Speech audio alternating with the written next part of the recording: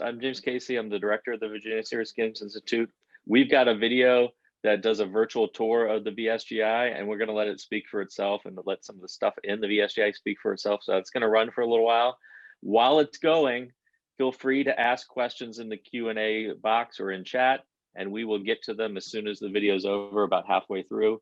And we'll use the rest of the time to clarify anything that we may have missed, just like we did with the last folks. So with that, Michael, play the video. I'll turn off my mic while it goes since I talk in the video.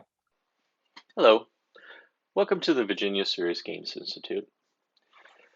We are located in scenic Manassas, Virginia, right outside Washington, D.C. We're a part of George Mason University, and we're on the Science and Technology campus.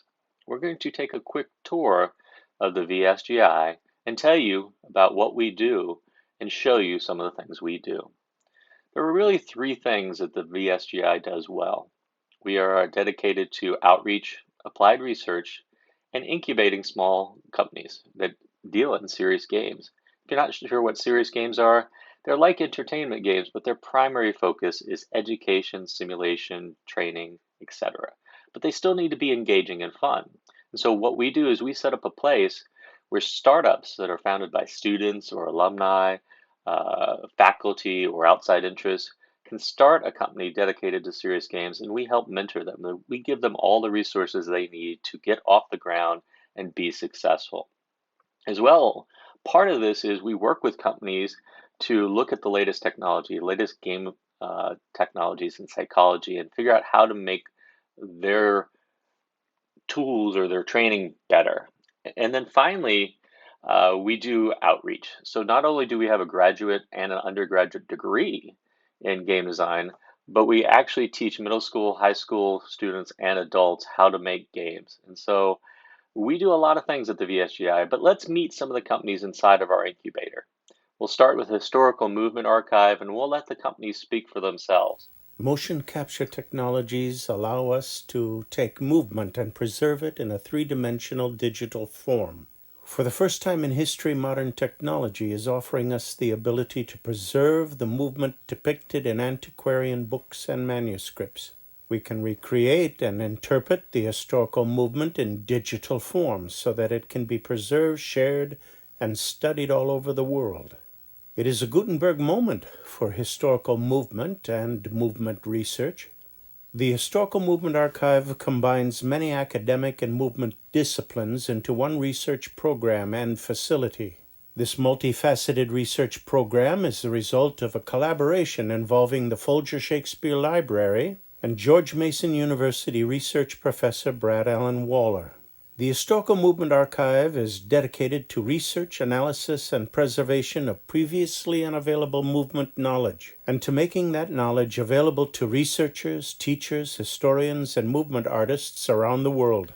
The Historical Movement Archive Motion Capture Studio will be created to serve as a research facility, where the movement art forms of the past and present can be explored and preserved through state-of-the-art motion capture technology. Imagine an international group of historical movement scholars, teachers, and performers working together to preserve their life's work in historical martial arts, historical dance, and cultural movement art forms using developing motion capture and gaming platform technologies. The Historical Movement Archive Research Program and Library will be established in cooperation with George Mason University's College of Visual and Performing Arts, College of Health and Human Services, and the Center of History and New Media, where the body of digitized movement knowledge will be preserved. This broad range of movement knowledge will include historical martial arts, historical dance, historical training principles, historical music and performance, cultural dance, and movement traditions, and other related topics.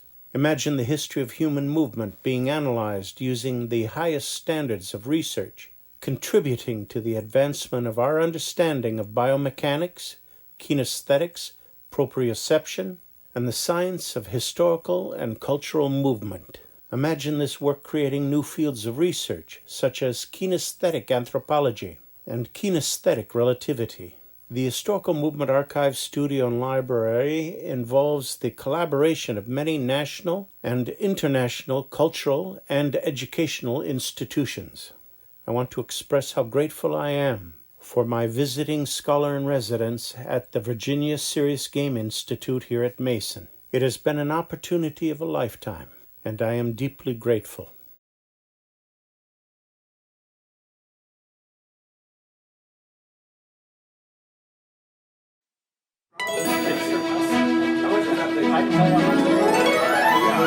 Here at Skyfarm, we're building the next great shared universe franchise. And in this tiny little office here in Virginia, we're making a television series. We're making a toy. We're making a game. There's so much passion for what we're working towards. We're doing it all with this amazing team of people. And Duncan's Flying Tugboat? Duncan's Flying Tugboat. Duncan's Flying Tugboat. Duncan's Flying Tugboat is our maiden voyage. Actually, it first came about because I was just talking to Will on Facebook. I said, what if Duncan just has a tugboat? I really think it was that simple. And we've just stayed with that for 4 years. Ahoy there! In 2018, David and I took what we had so far with Michael Schmidt in the app. We made a presentation and we won a competition to get a physical office space and grant. VSGI is absolutely incredible. This was the first day at Skyfarm. The first thing we did was hire Danielle and Josh, and then Dean and Calvin soon thereafter. When I read the script, I try to put myself in the characters and then see what kind of facial expressions I'm making, kind of acting it out, and then trying to get the best approximation of that on paper. So the big thing as an animator is getting the personalities for the characters down. So as I'm animating the base scenes, I'll add in those little flourishes, things that I think are just funny. There's an extra charm there that makes the world feel super alive, and you want to know what's there, you want to know what's in each of the rooms. It feels like a home in the clouds, essentially. We are doing our best to make sure that every character is a character, and I think that's a really fun aspect of our show, is that we're treating younger kids like they should be treated, like they have the ability to think. At the end of the day, what we want to do with Duncan's Flying Tugboat is facilitate connection between kids and parents with media that they both love equally. Kids need really good stories and really good characters to model themselves from. That's been my goal with Skyfarm, is to make another magical world full of delightful characters and stories. What we want to do is bring back the magic of storytelling and infuse that with everything that we do.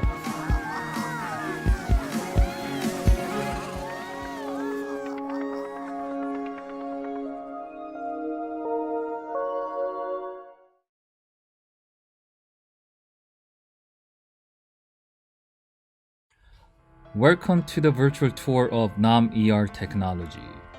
NomEr Technology is located at Virginia Serious Game Institute. We are one of many startup companies that participate in the residency program hosted by VSGI. NomEr Technology is owned by George Mason faculty. Sang-Nam, that's my name. I teach technology-intensive courses in the computer game design program, where I also serve as a director of the program. So this is one of the past projects that I worked on. This is for Volvo company. I was asked to help them create interactive presentation of their new models. So as you can see, there's a 3D models of a Volvo truck. And then there's hotspot you can click on to get more information. Video was removed because I didn't work on the video, but I did work on the models and rendering and creating this interactive the hotspot. And we did another model. This is mech truck. Pretty much the same thing.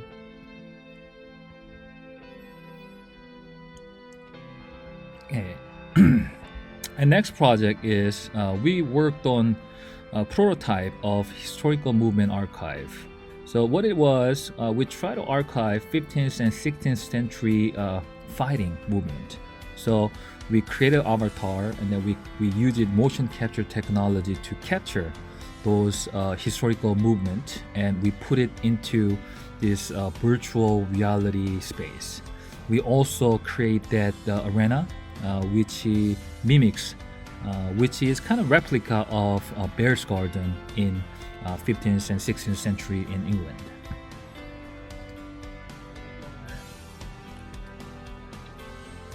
So as you can see, you can, instead of just reading the book or looking at the illustration of the movement, you can actually see and you can really witness how they move their bodies in the virtual reality space. And next project is Immerse. Immerse was a project that we did for US Army, and we created augmented reality medical trainer for combat medic. So let's watch the video.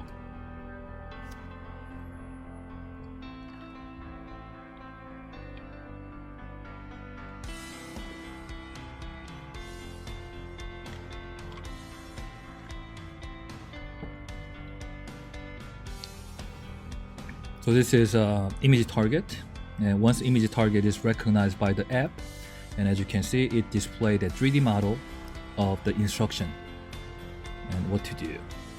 And it also has quiz and other information to train combat medic. And next project is a silica dust simulation.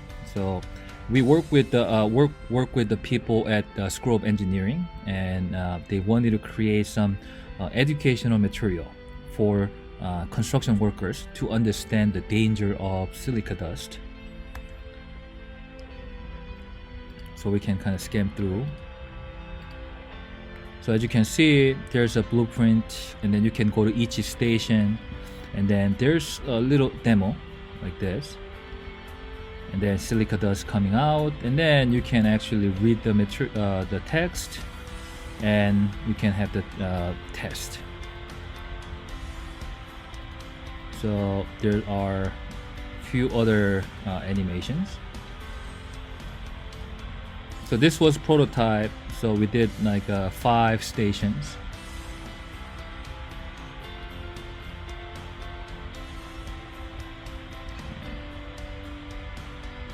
And one last one.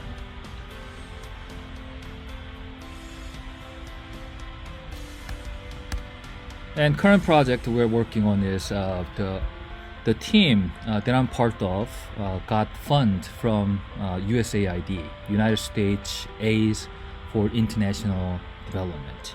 So we got this grant to create a game, social game, to help Indian adolescents, female adolescents from age like 15 to 19, to teach them about family planning and sex negotiation and all these important lessons that they usually cannot talk about in public. So instead of lecturing them about all these things like family planning, sex negotiation, and all these things, we actually create a game, a social game, that player can play to understand consequences of their decision-making process. So this is current project that we are working on. We recently began working on a commercial game. Basically, this is a mobile game that we started working on to understand in-game transaction, some microtransaction process in mobile game, and it will be released probably soon, like in a month or two. We've recently talked about the marketing and how we are going to market this game. So this is a little the video clips from the game.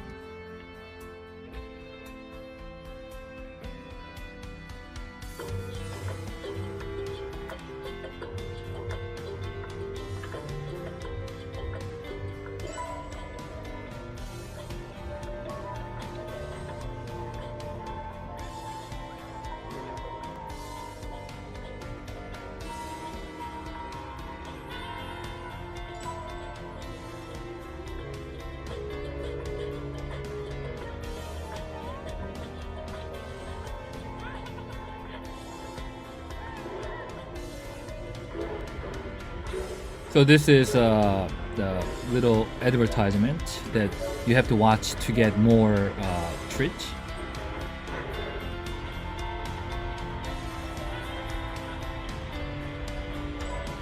and we try to establish some in-game transaction, something like this. So this game will help us understand the current state of the mobile game.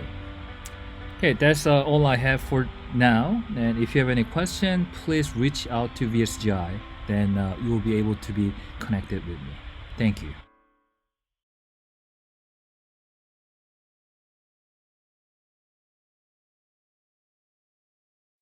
This is Oren Adcox, Chief Creative Officer of Flyguy Interactive. You can see me in the picture right here, and a slightly more out-of-date picture, but one, it's a little bit more distilled right here. And you can see my co-founders, Scott Martin Jr.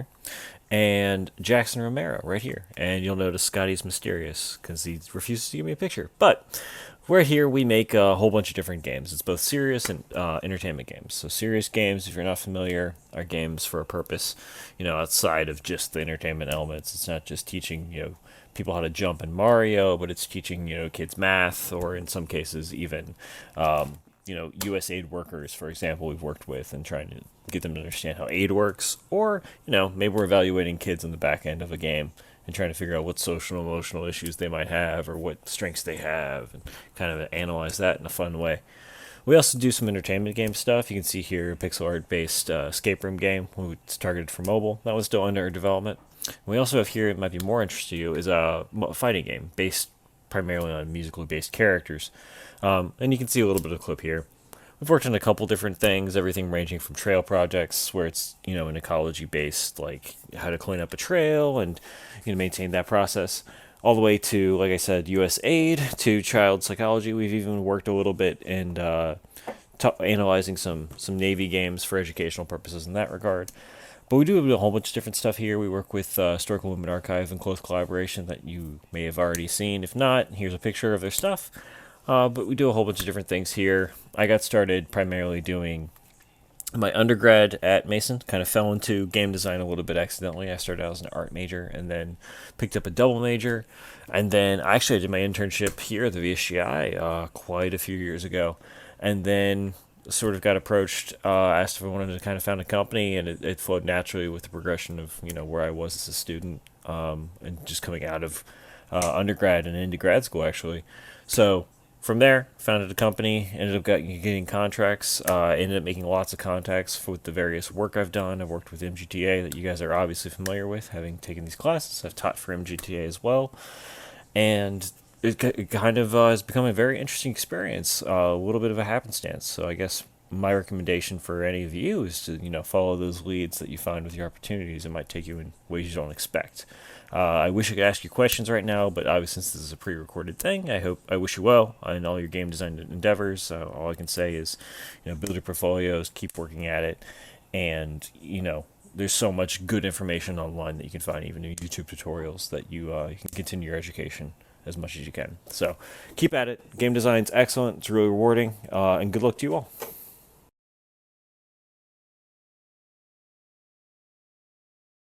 Hey guys, this is Derek Brinkman from Citadel Studios. Citadel Studios was formed back in 2013, and we did a Kickstarter at the end of 2014 where we raised about $100,000 to build a spiritual successor to Ultima Online and Neverwinter Nights. At the time it was called Shards Online. About 3 years later, we discovered that mainly people wanted something much bigger than what we were building. We changed the name to Legends of Aria, which is a full-fledged, massively multiplayer online game.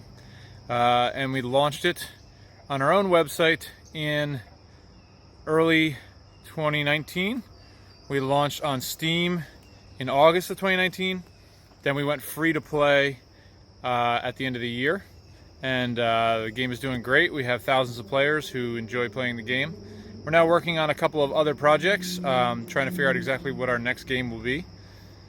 Citadel Studios uses lots of interns from George Mason University.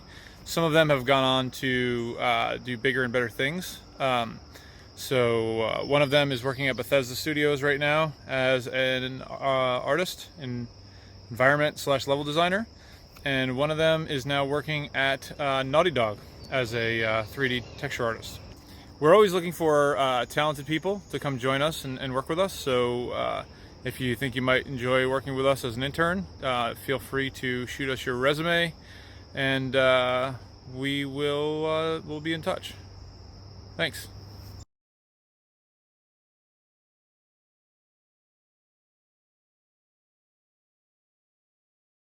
And we did this because in this COVID age and everybody being virtual, we can't really bring you in like we used to. We still do it occasionally, but we can't bring whole groups of people through our office space because of social distancing and masks and all that. And apparently, somewhere in this wonderful mix, I lost my virtual background, and now you can see all my wonderful toys around me.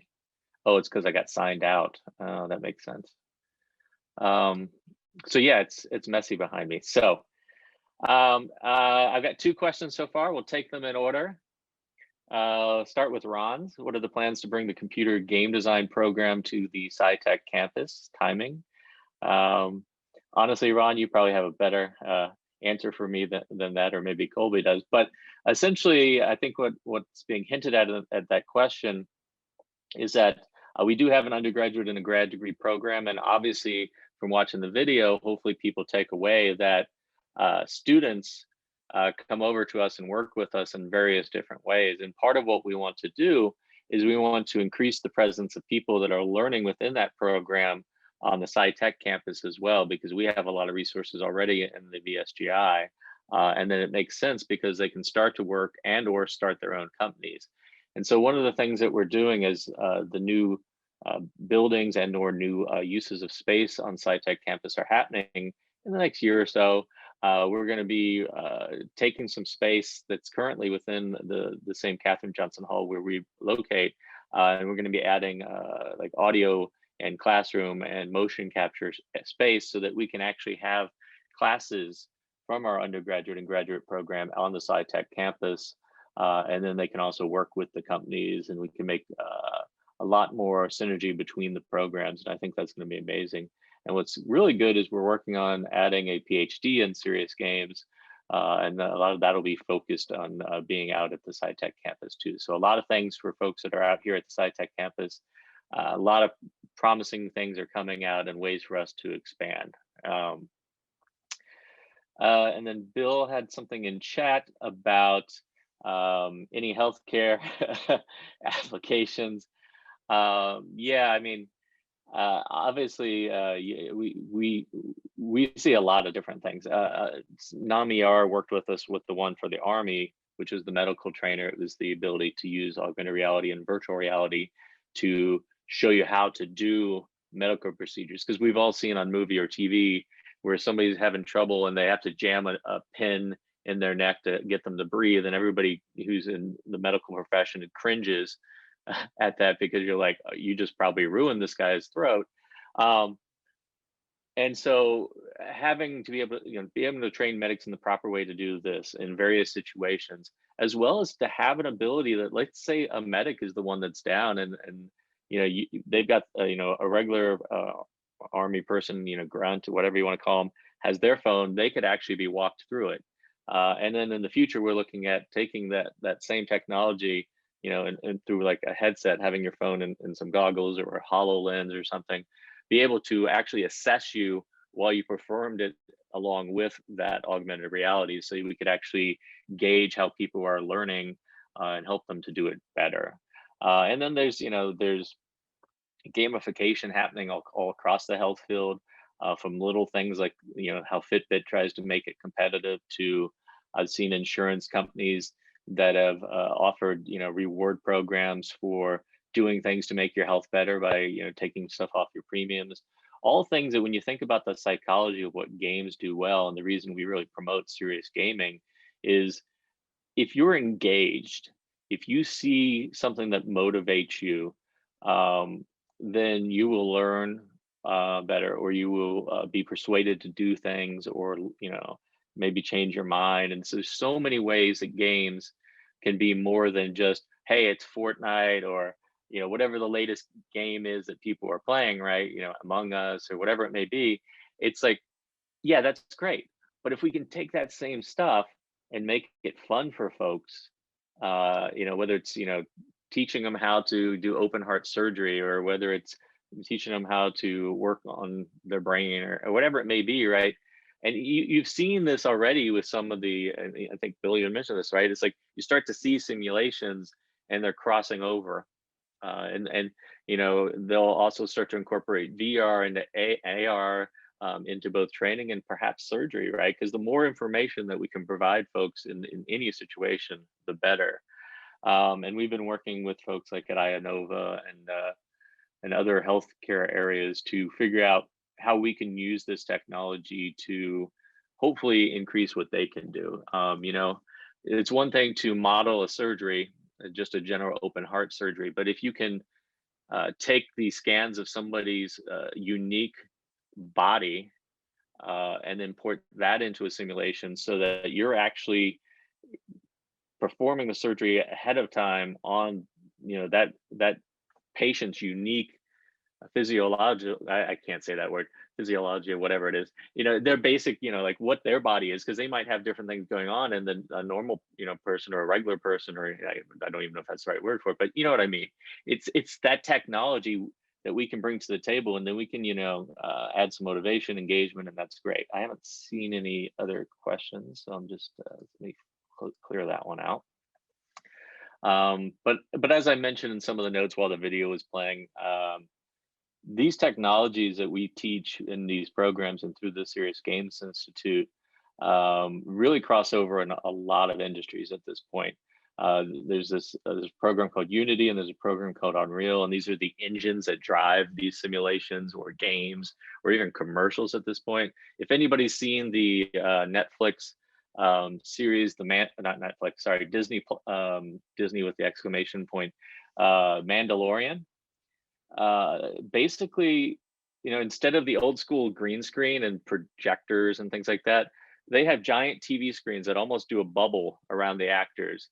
And they use the Unreal Engine, and all these environments that you see in the Mandalorian are created in 3D computer generated images.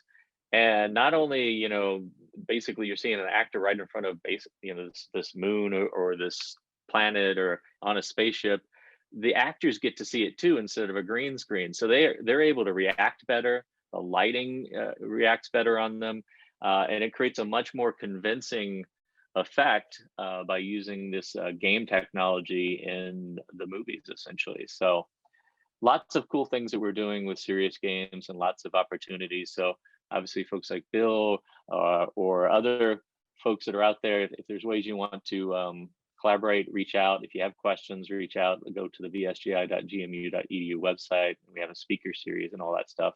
And I think we're running up against time. So I appreciate, Michael, you taking the time as part of this, celebration of SciTech to highlight both us and Bill and the biomedical sciences program and all that stuff. I really appreciate that. Yes, it's been a pleasure. Thank you so much to James and Bill and Kristen and Carrie. We have one more day tomorrow, so thanks a lot for being part of our series. We'll do it again in a couple of different spaces, couple of different reasons. All the videos will be packaged up on our webpage for the event.